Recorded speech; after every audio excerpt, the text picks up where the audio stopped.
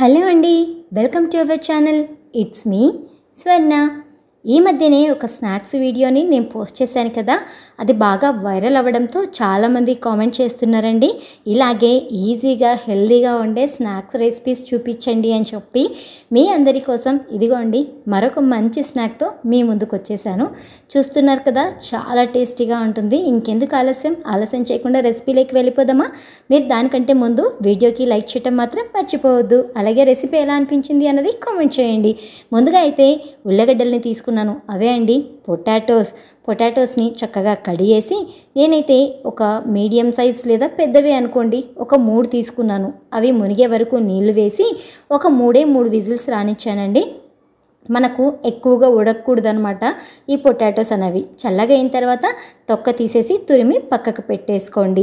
ఆ తర్వాత ఇందులో ఒక 4 బ్రెడ్ స్లైసెస్ని నీళ్ళల్లో ఇలా తడిపేసి నీళ్ళన్నీ పిండేసి ఆ బ్రెడ్ని తీసుకొచ్చి మనం తురిమి పెట్టుకున్న పొటాటోస్లో వేసుకోవాలి. ఆ తర్వాత ఇందులోనే ఒక 2 టేబుల్ స్పూన్స్ బియ్యం పిండి, 1 టేబుల్ స్పూన్ కార్న్ఫ్లోర్, మీరు కావాలి అంటే మొత్తం కార్న్ఫ్లోర్ కూడా యాడ్ చేసుకోవచ్చు. అలాగే మిక్స్డ్ హర్బ్స్ అండి, పిజ్జా పైన టాపింగ్ వేస్తారు కదా, వాటిని కూడా స్ప్రింకిల్ చేసుకోవాలి. అలాగే ఉప్పు సరిపడినంత వేసుకోవాలి.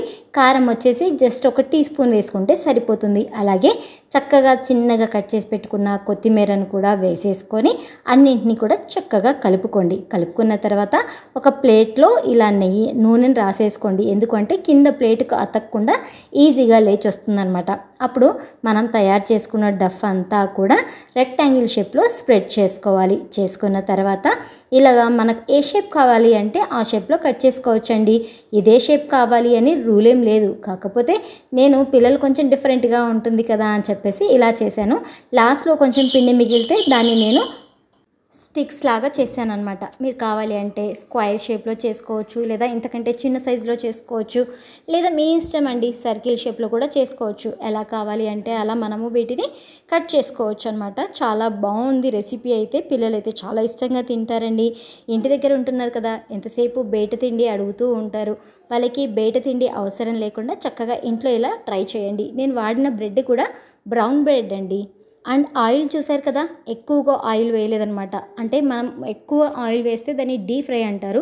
మనం కొంచెం నూనెలో వేపుకుంటున్నాం కాబట్టి దీన్ని షాలో ఫ్రై అంటారనమాట. కాబట్టి ఆయిల్ కూడా చాలా తక్కువగా తాగుతుంది. మనం ఆయిల్ వేపలేదు కాబట్టి కొంచెం హెల్తీగా కూడా ఉంటుంది, హైజీనిక్గా ఉంటుంది. పిల్లలకి మన చేత్తో మనం చేసి పెట్టే ఫుడ్ అంతకు మించిన వాళ్ళకి బ్లెస్సింగ్స్ ఇంకేవి ఉండవు అనమాట. చూస్తున్నారు కదా, చాలా బాగున్నాయి. ఒకవైపు కొద్దిగా వేగిన తర్వాత ఇంకో వైపుకి టర్న్ చేసుకొని మనము ఫ్రై చేసుకుంటే సరిపోతుంది. చాలా ఈజీ కదండి. మీ ఇంట్లో కూడా నాకు తెలిసి ఈ ఇంగ్రీడియంట్స్ అన్నీ కూడా ఉండింటాయి. ఆలస్యం చేయకుండా ఇవాళ ట్రై చేయండి. రెసిపీ ఎలా వచ్చిందో కామెంట్ చేయండి. ఫ్రెండ్స్ అండ్ ఫ్యామిలీతో కూడా షేర్ చేసుకోండి.